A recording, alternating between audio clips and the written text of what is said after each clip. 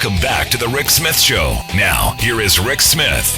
So you gotta love the fact that the governor of Iowa, this Kim Reynolds, because we're seeing a spike in the COVID variant in a number of states. You've got Texas, you've got Florida, you've got Missouri, Iowa, coming up there as well. So you got to find a boogie person. You got to find the boogeyman, the whodunit. And the whodunit is all of these illegals who are coming in, these migrants who are unvaccinated coming from Mexico. And I'm going, hold on. I think we can look a lot closer to home to half of the dimwits who are proudly saying they're never getting vaccinated right here at home. I think we can blame them first and then go after the boogeyman. Just kind of a thought. Anyway, here to share some thoughts on our good senator from Arizona, Dipsy Doo, and the fact that we might not get an infrastructure bill at all, which is scary to me and angering. I've asked our good friend Peter Morley to come talk with us. Peter is a patient advocate, survivor, and one of my favorite people on the Twitters and a good friend. Peter, thanks for taking time for us. Oh, Rick, always for you. It's been way too long. It's wonderful to be reunited with you, and happy to lend my voice to you anytime. We need to get this human infrastructure in place.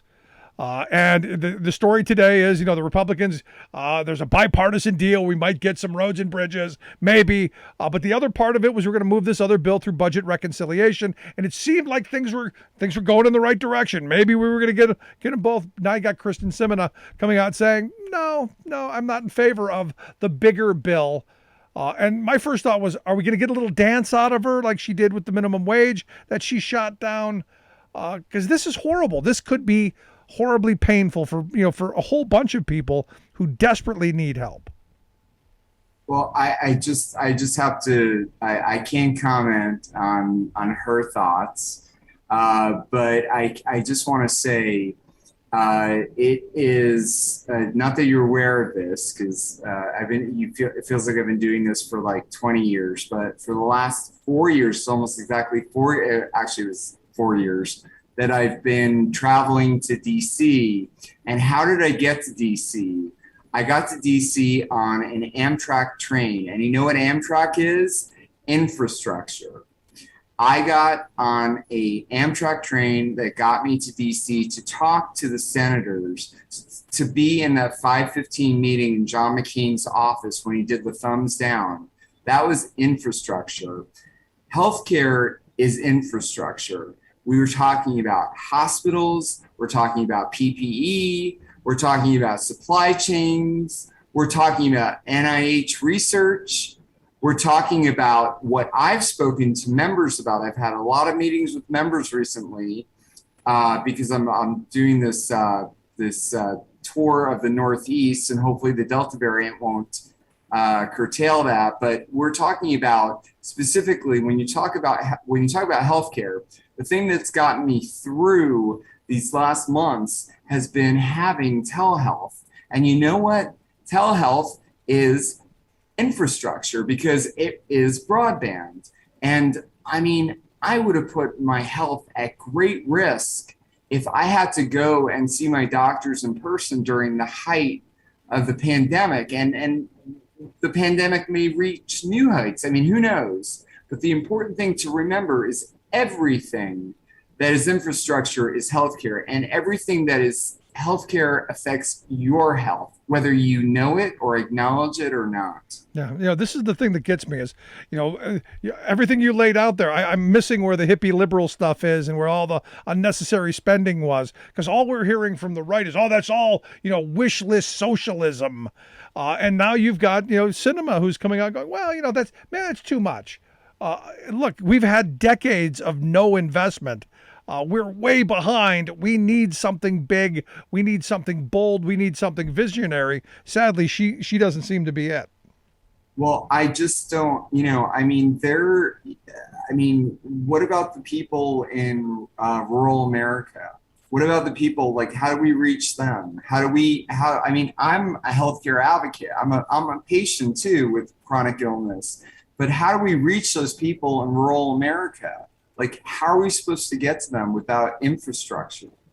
I mean, that is the crux of our economy. And if it's crumbling, how are we going to fix it? How are we going to help millions of Americans? So I can't believe that this is depending on her. That's what it's like. It's always depending on someone. I mean, the names change, but it's just like it's always comes down to one person. Yeah, and that's the sad thing. And look, as you said, it's healthcare. It's it's transportation. It's also education. It's also taking care of Yes. our seniors. It's also helping the disabled community. It's doing it's looking at how to save our planet by moving us in a direction to address climate change. There's so much that has to be done, and to say no, we have to do this on the cheap, to me is just kind of insane.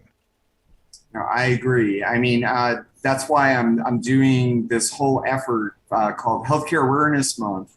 Every month should be Healthcare Awareness Month, and I realize it's a huge, general, large umbrella. But when you talk about Healthcare Awareness Month, we're going to make it for August, and actually, there's talk about making it a resolution on the House floor.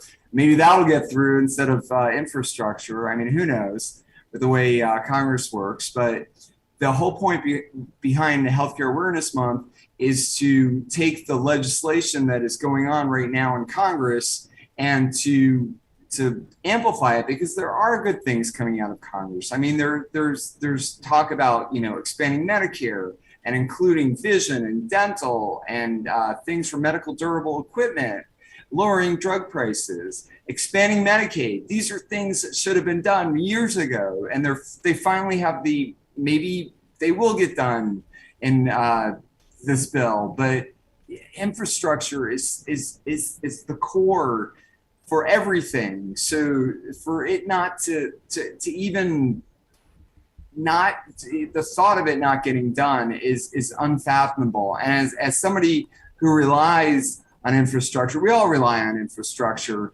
every single day of our lives, whether we know it or not. It's just I just have no words. Now she did say that she's going to negotiate. She's going to work really hard. She didn't want to deflate too many hopes, but she's going to work real hard. Well, I'm glad she is, and I'm working really hard too to try to amplify these efforts, because I think our members of Congress still need our help. And unfortunately, what I've found in the 117th Congress is I found a lot of people are putting themselves in the back burner, and we can't do that. We got to hold their feet to the fire. We have to hold whatever party it is, we have to hold them accountable. We have to say, hey, you gotta do what's right for every American, because this is, like you said, I mean, our roads, our bridges, our hospitals, I mean, they're crumbling. Some of our hospitals are closing. I mean, how are we supposed to help people? How are we supposed to help people of all socioeconomic backgrounds? I mean, how are we supposed to do this? Pull yourself up by your bootstraps, Peter. Pull yourself up by the bootstraps. But here's the weird thing, and this is where it's interesting to me that Joe Biden has spent a lot of time pushing the idea that we're going to expand, as you said, the things for Medicare, vision, dental, all of that. Also expanding Medicaid. All of these things are going to overwhelmingly help red states, the people who voted against him. And I know it's a huge departure from the former guy, but I don't even believe that Biden's doing it because he thinks he's going to get them to vote for him. I think he's doing it because, look, it's the right thing for the country. It's the thing that's going to help us move forward as a nation. The thing that keeps me up at night, Rick, are all of the people that could have been helped during COVID, all the people that died by the non-expansion of Medicaid states, those red states that you had mentioned that should have been expanded, and their governors and their state houses decided we're not going to expand Medicaid, even though they had the money there to expand it. They decided they're not going to do it, and these people during this pandemic died, and even before the pandemic died, because they fell into what they call the Medicaid gap. and they didn't exactly have enough tax credits for. I mean, they just fell into not even qualifying for Medicaid and having too much income for the ACA marketplace. So that's what happens when you don't have an expanded Medicaid state. And even if the voters want it, I look at Missouri, where the voters said they wanted it. The governor's like, no, not doing it.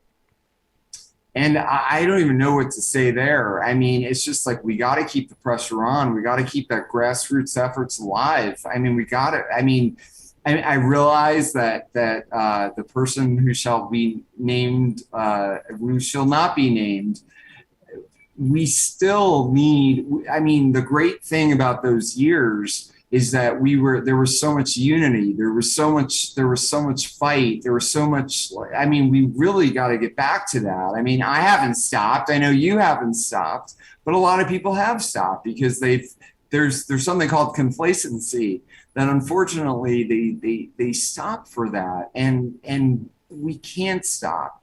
There are so many people that need help. There are millions of Americans that need help. And now with these COVID long haulers, I mean, and God knows there'll be additional ones every single day. I think the latest report I read is that at least 10% of people who've had COVID will be a COVID long hauler. And then I hear stories of people applying for programs like Social Security disability that are being turned down. And you know how that works was when you apply for Social Security disability, 60% of those people get turned down the first time. And by the time they get approved, they're dead.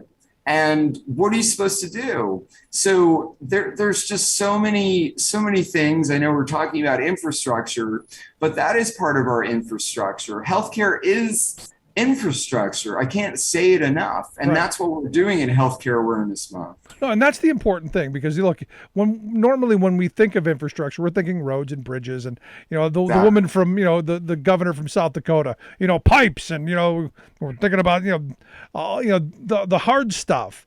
What we've neglected, and what deliberately has been neglected, is the human capital, the human infrastructure, the things that take care of people. The fact that we don't have long-term health care in this country for people as they get older, especially a country that is getting older, is to me criminal. The fact that we're going back to a point where people could live out their lives destitute is just, in the wealthiest country in the history of civilization, to me is just flat wrong. We just celebrated the 30th anniversary of the ADA, and it's just and even that program, as wonderful as it is, and it was signed into law on my birthday on July 26th. It's just amazing that it's still like it was attacked under the Trump administration, and it still could use some enhancements, and it's still not being implemented in certain parts of this country, and even here in New York.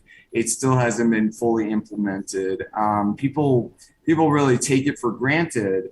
But I mean, there's so many enhancements to that. And as somebody who lives with disabilities, I mean, it breaks my heart.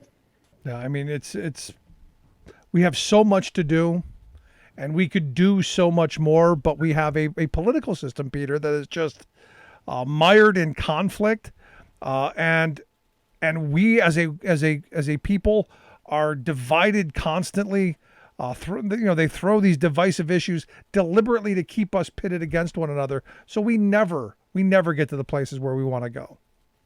Well, I mean, I agree with you, and I just will reiterate, which I've probably said on your show countless times, but Senator Patty Murray, the wonderful senator from Washington, the head of the Senate Health Committee, she told me that really one story can make a difference. So I really, really love to emphasize storytelling. Storytelling is so important. And I talk about the fact that I live with chronic illness. I live with lupus. It's a struggle for me to get out of bed. And, it's still not easy for me. And I also live with anxiety. And, I can say that to you, and I could say that to your listeners. I could say that to millions and millions of people, but there are people that aren't comfortable saying it. And I'm encouraging them, if they're listening right now, that they think that their voice doesn't matter, but it does. Because if your voice changes that one person's mind, like if it changes Senator Senator's mind of her, if it changes her mind to rethink this and stop playing games with this bill, then that'll save millions and millions of Americans' lives. So it's so crucial to tell your story and make your voice be heard, because your voice does matter. Every voice matters, and never let anyone tell you that it doesn't. There you go. And before we end our segment, I know we're coming to a close, but I did want to introduce you to the wonderful joy and love of my life, Angelica, the dog, who strangely has 5,500 followers on Twitter, and she brings me so much joy and grounds me on a daily basis. And this is your Uncle Rick, Angelica. Angelica the dog, for anyone who wants to follow her. But you need to find your own Angelica there and have somebody ground you on a daily basis, because it really makes an impactful difference in your life. Maybe Senator Sinema needs Angelica in her life. Well, we'll send. What we should do is we'll send her the Twitter handle, and maybe she'll follow along, and maybe she'll find her way. But Peter, beautiful dog. I wish you the best. It's always great talking with you. As you have the month of action coming up in August, we'd love to have you back to share some thoughts and go through some of the actions that you're working on. I would absolutely love that. It's at Healthcare Month. For those of you who want to follow along, I would greatly appreciate it. We're going to have just amazing on-the-ground events. Again, hopefully COVID won't curtail those. But thank you so much, Rick, for having me on your show. Always such a pleasure, and it's such an honor to speak to an incredible patriot like yourself. Thanks, Peter. I appreciate it, man. Peter Morley, a good friend of the show. Make sure you check out Angelica the dog. Also, when the Health Awareness Month comes around, we're gonna most certainly talk about that. Quick break. Right back. Stick around. Remembering that united we bargain, divided we beg. Rick Smith.